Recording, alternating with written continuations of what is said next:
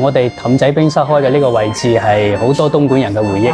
當年啲人喺呢度倒數塞滿幾條街，大部分都係10零20蚊，平靚正啦，係啦。我喺石龍做咗10年餐飲，土生土長石龍人。其實每一個汁，包括嗰啲肉類啊，都係自己從原材料去做嘅，新鮮現做嘅。大家有個誤解就係覺得冰室同茶餐廳嘅嘢食都係預製嘅，但係喺我哋石龍，我覺得係好少嘅，因為石龍人對食係比較嘴刁嘅。山炸雞俾香港冰室其中一個特色嚟㗎嘛。個沙爹醬咧，唔係你茶餐廳嗰種普通沙爹牛肉飯嚟嘅，用嗰啲花生碎啊整成一個沙爹醬係特別唔同嘅。我哋嗌冰室，其中原因係我哋嘅小食啊、麵包類啊係比其他茶餐廳會豐富好多嘅，雞扒啊、雞髀啊嗰啲啊，我哋都係用新鮮嘅，然後自己醃製嘅，人均30零蚊就可以